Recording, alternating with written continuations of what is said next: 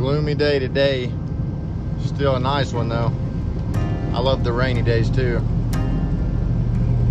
Heading out to get what I split yesterday. I'll have to split it up a little bit better and then take it on to the customer. The only thing is, when it's raining like this, the place where I get in and out to get the wood, it gets pretty nasty sometimes.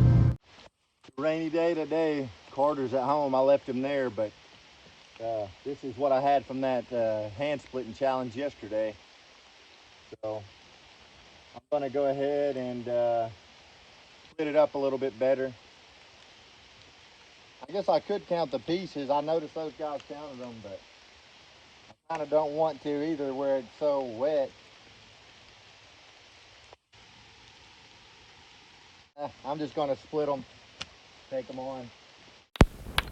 Okay, here's the wood from the splitting challenge that I did the day before, and I had 100 rounds there and did 85 of them, but a lot of them needed to be split into smaller pieces that were good for a wood stove. So I just went out there and started working on that, and it rained on me about the whole time I was there.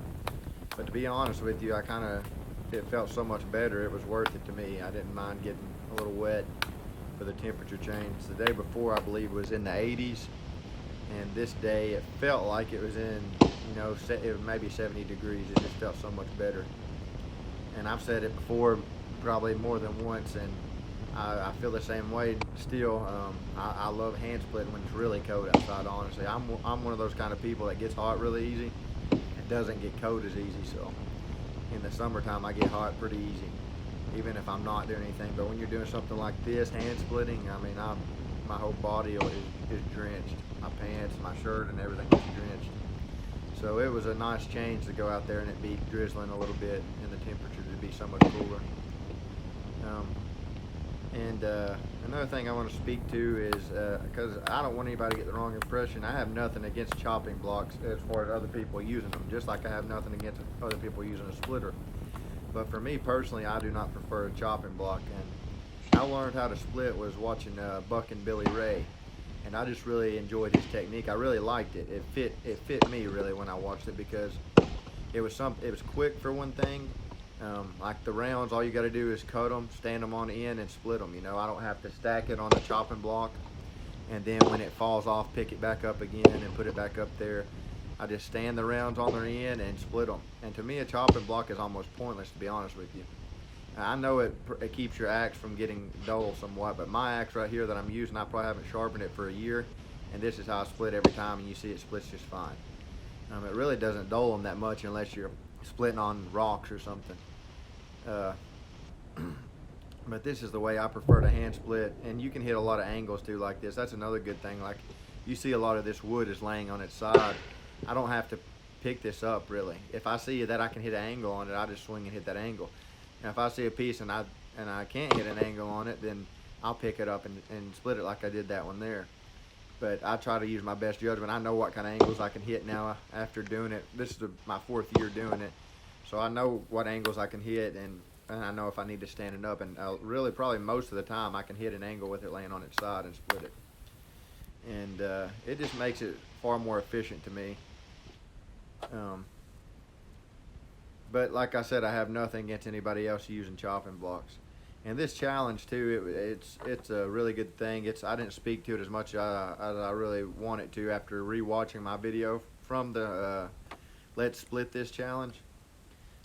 This is definitely something that I think is good to bring awareness to men's mental health, because it's something that men have done for probably since close to the beginning of time, is splitting wood to heat their homes and warm their families, and then to cook their food on as well. So it's something that's been going on a long time with men, and I really enjoy it myself. And if you've never done it, I highly recommend doing it. But something I would say is practice good technique for sure from the beginning. You don't want to get into the practice of practicing bad technique, not knowing what you're doing and just going out there and swinging away. It's really good if you can study up on it first and then go out and do it. When I first started, I got a chopping block and put a piece of wood on it, and I swung and barely grazed the piece of wood and missed for the most part, and the axe went between my legs and almost hit my foot. And after that, I went and got on YouTube and looked it up. I think I looked up maybe like hand splitting firewood, and I found Buck and Billy Ray and his technique. I really paid close attention to it, and I went out and started putting it to use. And honestly, within a month or so, I felt comfortable swinging an axe. But I did a lot of wood in that time. When I went into firewood, I went into it full time in the winter. I mean, my first year even, like I made me a Google page and started advertising, and I started getting calls. And that first year I stayed pretty busy. So, but before I watched his videos, you know, I didn't really know how to swing. I didn't know how to swing angles. I didn't know the right technique to split to begin with. After watching him, I learned a whole lot, and it really helped me. And that's why I kind of prefer his style, honestly, because like I said, it just suits me personally, the way I like to split. I just, the less work I got to do, the better. The less bending over I got to do, the better. The quicker I can get it done, the better. And his style is all of those things put together. So I really enjoy it. But as you can see here, I'm loading up the wood from the day before, and like I said, it rained on me about the whole time. This wood is very well seasoned, and we're in August right now, almost September, and so this wood will be plenty dry enough by the time they want to burn it. Really, within a few days to a week, this wood should be fully dry with as seasoned as it is. But yeah, this is, I should have enough for almost another load from that wood, because I split around 100, well, I think I did end up splitting 100 rounds. I can't remember if I finished them this day in this recording or not, but if not, there's maybe only like 5 more that need to be split. So I've probably got it close to another load ready there. And this will be, I think, the second load that I brought these customers this year. But I really didn't like getting wet, but it was worth it for the temperature change, so it really didn't bother me too much. Another thing too, I know I've talked about that Fisker's axe, but those are great axes. And if you're an amateur and you don't really know what you're doing, I recommend getting something like that, because you're not going to break it. If you go out there with a double bit or something, single bit with a wooden handle, you're probably going to split the handle. I did a bunch of them. I think I did 3 or 4 handles I split, and just from not knowing what I was doing. So if you get a Fisker's, you're not going to break that. I very highly doubt you're going to break that thing, and if you do, it's got a lifetime warranty on it. The weight on them is good. The weight of the head is good. They're balanced good. The way that the head kind of bevels out, it doesn't get stuck very easily. And they're just great axes. And when you buy them, they're very sharp. Mine's, even right now, after me splitting the way I have for as long as I have, not using a chopping block, I mean, and doing that for the last year with that axe, it's still sharp, and I haven't sharpened it once. But and I don't try to recommend a tool if I don't like it. If it's not a good tool, I'll say it's not a good tool. But these Fiskers are great tools. Let's knock the plexiglass window the rest of the way through, and that's not good. It's raining. Hopefully my rack and the wood will block most of it. Have to patch it up somehow later, or put me another window in there. But oh well. There was one time though when I split that window. The day I split it, I was so discouraged. I think it was like the last piece of wood I threw in there. I busted the windshield when I had the real window in it. And even with the rack on, it went right above it, the little gap that it has, maybe that big of a gap, and it hit the window and shattered it. And I was so discouraged because I knew it was going to take a lot of what I was making that day to even pay for that window. So it was like I did it all in a way for nothing. But instead of doing that, I just went and got me a big piece of plexiglass, cut it to size and put it in, put some self-tapping screws around it, and then siliconed it. And that's probably what I'll do again for now.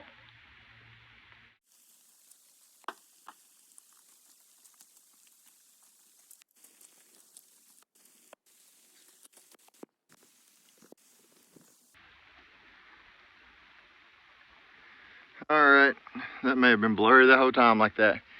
Anyways, I got a load. Whew, I'm in the truck now. Still raining pretty good, and just knocked look at that piece of wood hanging through my truck. I knocked my little plexiglass window out. That thing held up for probably close to a year. But I hit it. Didn't have my rack there. If I would have had my rack there that covers that exposed area, it'd probably still be good. But anyways, I'll have to patch that later. Doesn't seem like too much rain's getting in right now. I'm gonna head on, take this load, and head home for the rest of the day and relax. When it gets wet like this, it's a little bit sketchy coming in here. I've got to hit it. I have almost got stuck, and if I got stuck with this load of wood, I mean, I would be stuck. This spot right here, I've got to hit pretty good, and it's got some pretty deep ruts. See it? Oh, man. And you got to think, too, I've got probably 1,500 pounds of wood or so, maybe more. I've got a lot of wood. Here's a bad spot, too. Actually, this one's really deep. Nothing the old dodgy wadgy can't handle. Oh. I was a little worried about that. I'll be honest with you. I was a little worried, but I made it. Yo, dodgy wadgy did it for me.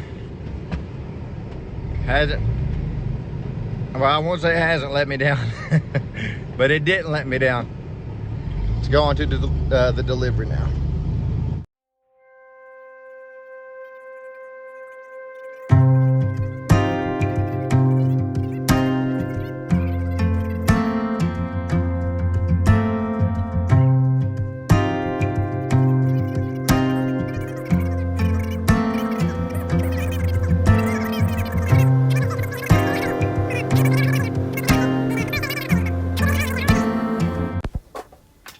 Okay, here I am delivering the wood now, and as I said, she's one of the only ones that doesn't ask me to stack it.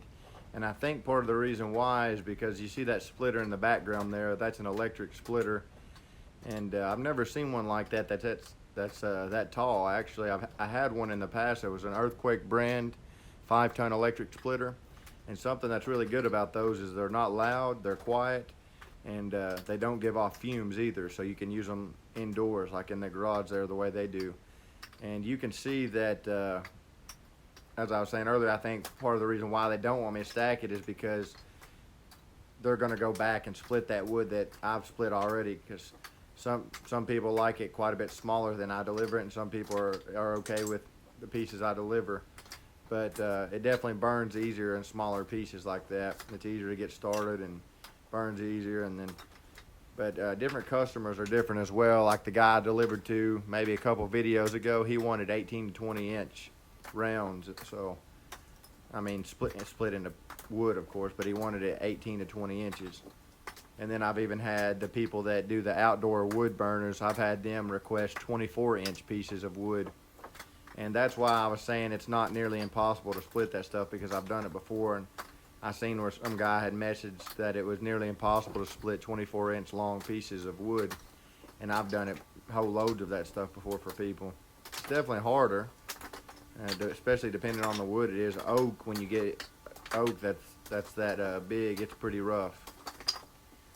But it's just about done here, and after this I went ahead and headed home and tried to get some rest for the day. I was pretty wet. My clothes were kind of soaked. I was out there in the rain the whole time. But as you can see, it's a pretty good pile of wood.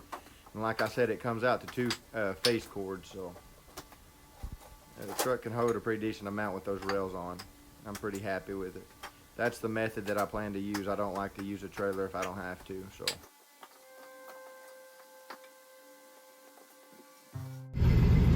All right, just got it delivered. Done for the day. I could probably go out and do some more today, but to be honest, I don't like working when it's this wet. The customer there, she's very friendly. I asked her if I could record the process of me unloading it, because whenever I watch other channels, other firewood businesses, I like to see the whole process. I really enjoyed that, so I figured other people would as well. And she was very friendly about it, and even offered to record for me if I needed her to. But it's good to have good customers like that, really friendly people and return customers. And I'm gonna head on home and take it easy for the rest of the day. I'm pretty tired from yesterday. It wore me out. I'm still tired from that. But if you like this kind of stuff, if you don't mind, just like and subscribe if you don't mind, and I really appreciate you watching, me and Carter both, the rest of my family as well. And until next time, God bless and be safe.